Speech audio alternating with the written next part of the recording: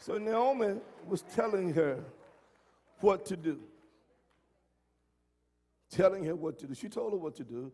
And from verse 5 to about 9, they found out that she went in to him down by the threshing floor.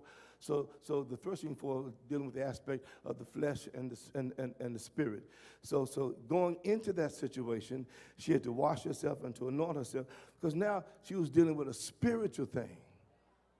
She had to operate spiritually when she approached this man who was connected to her destiny. She had to approach it from a spiritual place. You can't get what God has for you using your carnality. You can't get what God has for you using your flesh. Let me talk for 1 minute. Can I talk for a minute? You can't get what, even if it's in the area of acquisition of a husband or a wife or something like that. You cannot get that woman or that man. You can't get them by using flesh.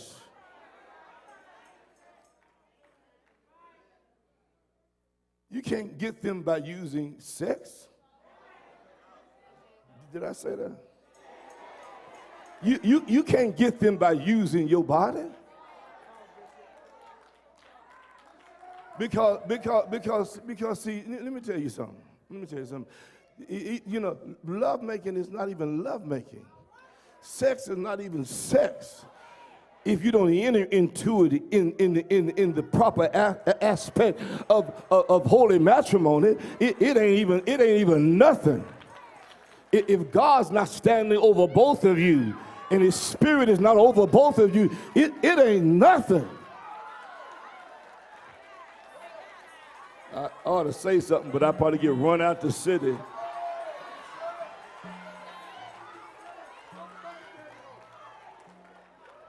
God gets involved in everything. Come on, be seated. Let me go further. So you can never acquire a spiritual destiny using fleshly or carnal means. That's why they went down to the threshing floor.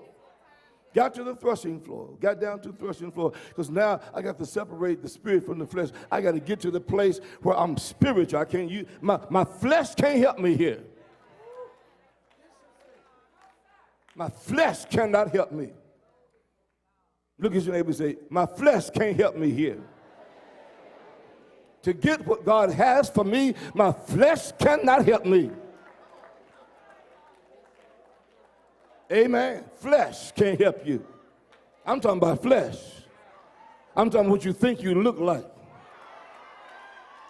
Flesh can't help you. God will attract somebody to you while you're taking the trash out in the alley with them big old rollers in your head, and you'll get out there and somebody will look at you like, who is that?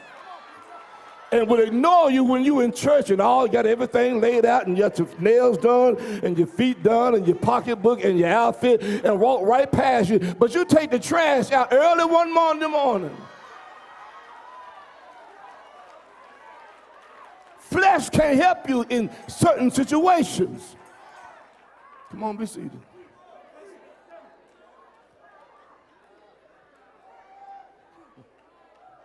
I'm going to move on in just a minute. Y'all pray for me.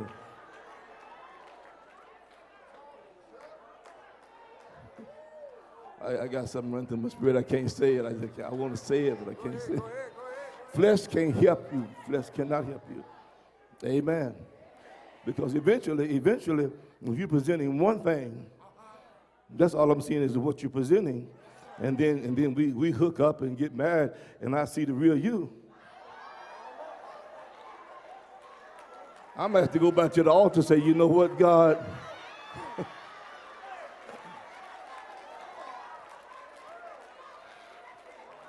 I ain't knew everything was false. Y'all, I'm being real. I want you to understand. I'm using it in a way that might be kind of funny, but it's real. Because you got to understand that when you begin to encounter the divine destiny God has for you, it's not a fleshly, carnal thing. It's spiritual, threshing for us. So you should get down.